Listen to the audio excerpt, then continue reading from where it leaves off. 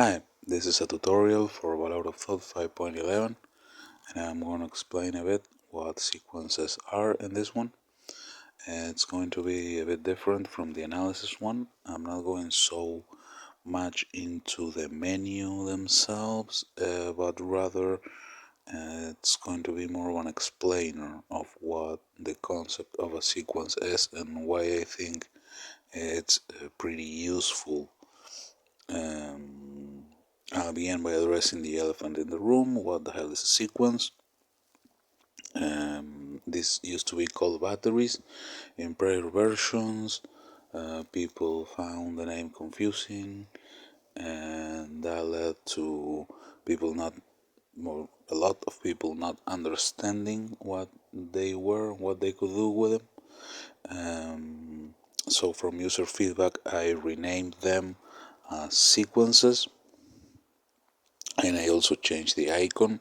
That used to be a literal battery that probably did not help into this numbered list icon here. This lets us access the sequences menu, and from here you can create a new one or see a list of available sequences. We're going here. Those are bundled by default with well out of thought, and I'm gonna use this one as an example. Here you have your actions menu, or you can do a lot of things, but we're going to view this sequence to see what it is. And there's a bunch of stuff all over the place here. So this is the title of the sequence. This is only to have something to display on the list. It's not even visible to the language model. On the second line we have a reference for some emojis, and down below there's the actual definition of what the sequence is. As you can see, it's a number list, so things happen in order, and for each line there is the name of an analysis and an emoji beside it. So these emojis, they represent the post-analysis behavior of each analysis. That means what is done to the result of said analysis. And the first two have the behavior pass, while the last one has the behavior send.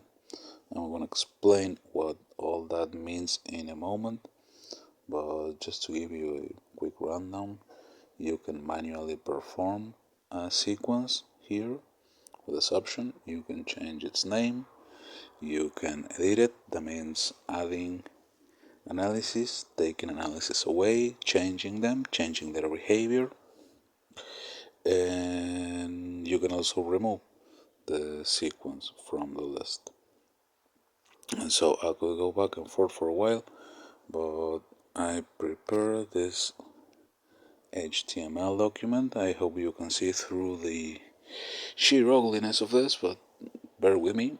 And say we have a concrete usage case. We begin with a premise that's writing a story about Jack and Jill. So Jack and Jill are two characters, either defined in a single character card or in two different character cards, and they're supposed to act. Jack is supposed to act like Jack, and Jill is supposed to act like Jill, which can be a little bit challenging given some language models. The narration also has to be consistent and ideally moderately good. So that's a complex problem. We can break it into two. The first one being that the descriptions given in the character cards are respected. Jack is Jack throughout and Jill is Jill throughout. And the second is to keep the tense, the person, the point of view, whatnot, constant and consistent throughout the narration. And so, to solve this problem, we can create a sequence with a ridiculous name now I see it, but whatever. Consisting of 6 analyses, A through F. You can see them in this table. You can see it's color coded, so there's something going on here. Some analyses are different from others. And the prompt column here, don't take it literally. I mean, for instance, for analysis A, figure out Jack is just not the only thing that's going to be written on the prompt. I just made that to keep it brief, but that's what the prompt must do. That's questions like, how does Jack feel about this and that? What would Jack want to do in this or that situation? Same for Jill. But the important part is they have both the past behavior. Then the third analysis, which is predict Jack and Jill, will be something like, what would Jack and Jill do in this situation, or what would Jack and Jill want to do in this situation. But it has the behavior send. Then this kind of forms a cycle, a first cycle, and there comes then the second one, which deals with the second part of the problem, analysis D through F, D being figure out author, so that will be something like, what can be done, what is possible, what could the characters possibly do. E is figure out pros, that's kind of the main issue with the second part, person, tense, whatnot. And finally, predict narration for analysis F, which will be sort of a summary of the prior. So what happens when you run this? It's basically this table over here. Same color code.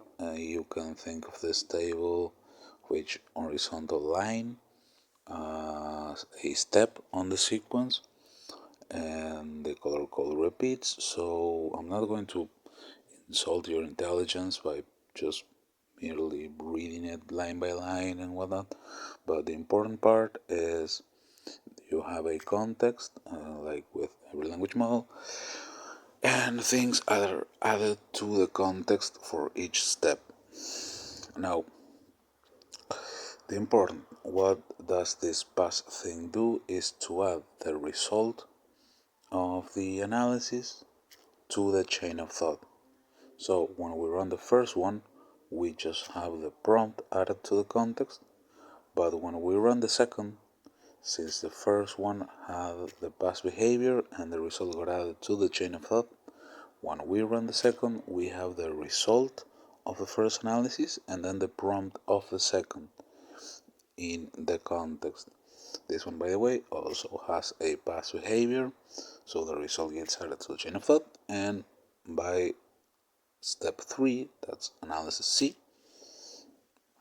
we have the prior two results and the prompt for the current analysis. Now, this one has a send behavior. So what this one does is it actually does two things. The first is clearing out the chain of thought. So the next analysis, as you can see, just receives a prompt. And there's nothing else added to the context, and also sends the result of the current analysis and only the result of the current analysis to the final inject. That is, only result C gets added to the inject, not the two prior results that were only used to get to result C. And here the cycle repeats with the chain of thought emptied. We have just the result, the prompt, I'm sorry, and we begin accumulating results until we reach the last one. And here the thing repeats, the chain of thought gets clear, whether it's the last analysis, so that it doesn't really matter whether the chain of thought gets empty or not, but the result of analysis F and only the result of analysis F gets sent to the final inject. So what happens afterwards? Well, we have seen here that the sequence run, then Balaur of thought awaits for a next user message. When it arrives after the last user message, the results for analysis C and analysis F get injected into the context, and immediately after, the next character reply is generated. So, from a reasoning standpoint, we have here, we just run 3 chains of thought, 2 level 1 chains of thought, you can call them, and 1 level 2 chain of thought. That is, the chain of thought that went from analysis A through C, that was supposed to solve the problem of keeping the character consistent to their descriptions, and analysis D through F, that were supposed to solve the problem of keeping the narration consistent with itself. Those two explicitly run chains of thought, and then when CNF got injected into the context, the next character reply is also part of the second level chain of thought, that is telling the language model, hey, this is what the characters will be supposed to behave. And for analysis C, and this is the way the whole thing is supposed to be written. So that's analysis F. The next step on the chain of thought is the generation of the actual reply itself, that ideally should use these 2 conclusions to write a far better reply. Now, back to a lot of thought. Like I said, you can take any analysis and perform it.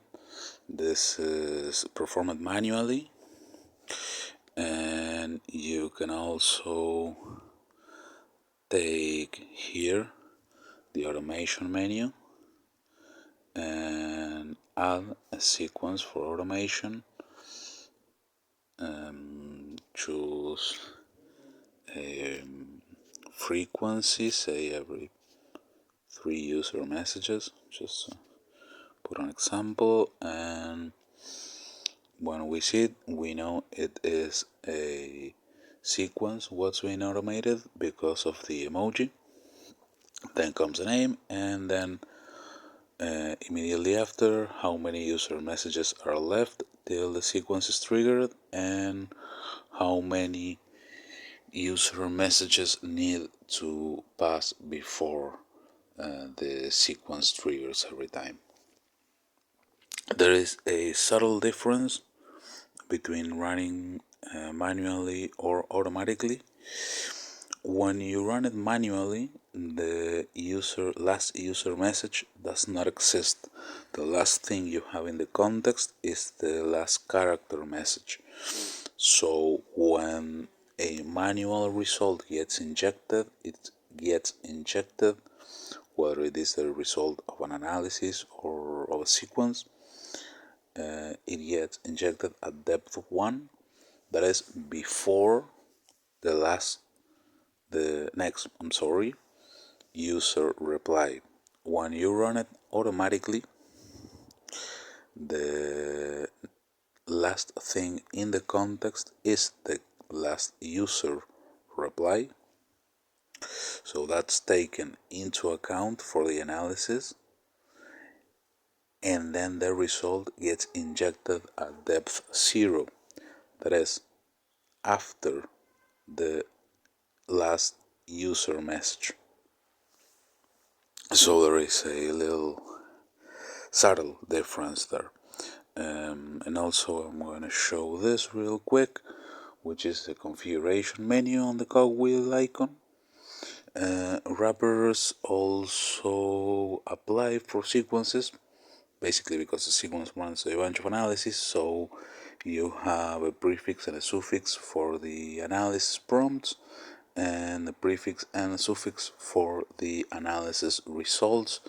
You can from here enable, disable, or edit the actual strings used, and those will be, if enabled, added automatically to each step, being the prompt or the results. I just went a little bit deeper into those in the analysis explainer, in the analysis video, so you might want to check that out if you have any doubts. And that was about it.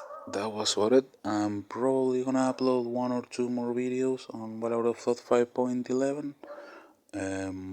Remember, you can always read the friendly manual, pun intended. There's a whoops. The entry for sequences, and this one has a bit of the definition of what a sequence is, the explainer of the options in the menu, and down below you have some practical knowledge, what I just explained, probably in a more convoluted way, whatever. You can read it. Yeah, this is about it on sequences, and there are a few other bits, and if you choose to actually see them, I'll see you in the next one.